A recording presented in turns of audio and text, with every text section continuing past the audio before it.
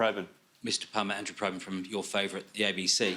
It's great, Look, the ABC. On preferences, you've dodged the question, and because you are the money bags behind your party, you claim to be only responsible for Tell my wife that. She doesn't think I've got so much money. You're the $9 billion money bags, as you've just told us. Yeah. You said before that Australians can never trust the Liberals, Labor or Greens again, but then you later said that Scott Morrison adopted worse policies than Labor. Yep. So when it comes to that big paper that we all have to fill out, what is your order? That 1, 2, 3, You mean right for the at the Senate bottom. paper or the House of Reps? For the House of Reps.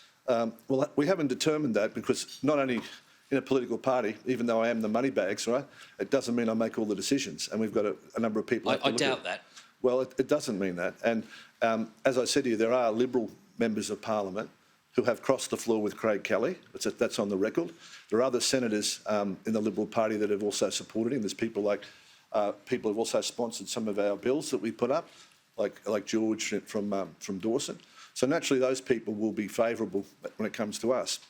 But there is also a situation where the Liberal Party locked down Sydney, and there are a lot of our party members that are very upset about that still, right? And they've got a say in what happens in New South Wales. So we're looking at that. There's also the situation with Labor where we had Dan Andrews having the biggest lockdown in the world's history, and Mark McGowan. Right, can I have another crack? You've got a Liberal turncoat over here as your leader. That's not true. You've mentioned George Christensen. He's retiring.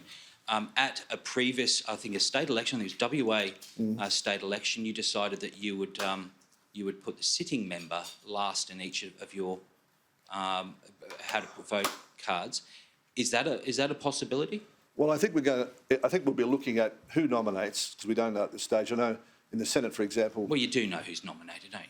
We don't, because they're not closed yet, and there are a lot of independents this time. The Robert Holmes of Court's got a team of people standing, as you know. But when you look at who's last out of Labor and Liberal, we know the situation there. You know what you're choosing between. Would you look at incumbency, punishing incumbency across the board? Well, that's a possibility. That's been put up by some of our members at the moment.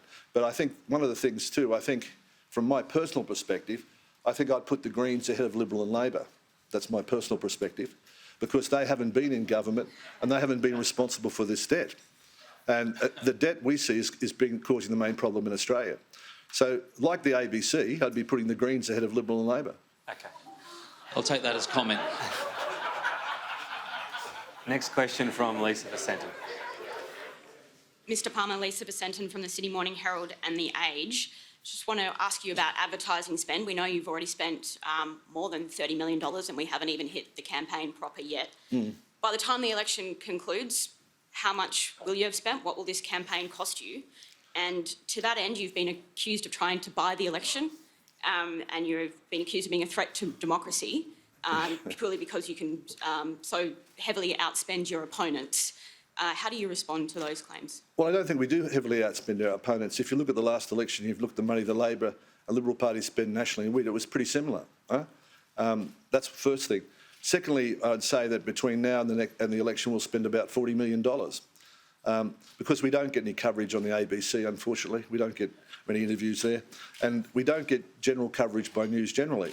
So if you balance the number of articles against the number of ads, you'd find that our ideas are less prominent than the traditional parties. But we do believe in democracy, and democracy means diversity of ideas, and that people have got a right to come forward and say what they think. What matters not is how much money you spend, it's what your solutions are. Whether I've put forward today solutions which are novel and new, and which people can debate about. And that's good for democracy, if you disagree with us or not. I'd fight as hard as I could to protect Mr Albanese's right to say something. But suddenly, if I want to say something, or our party wants to say something, it's a threat to democracy.